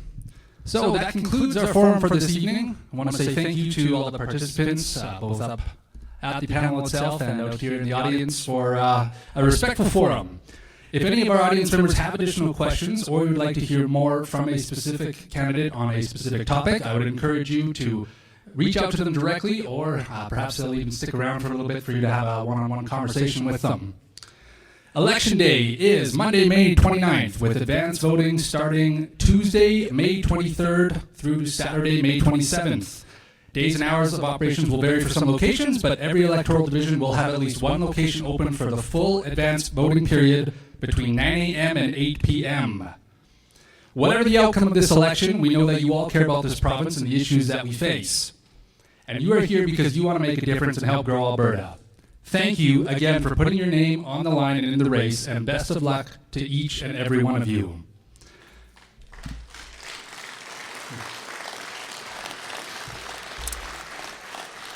And on behalf of the Chambers of Commerce in Claresholm, Fort Macleod, and Nanton, thank you all for coming out and participating in tonight's forum. Good night and safe travels.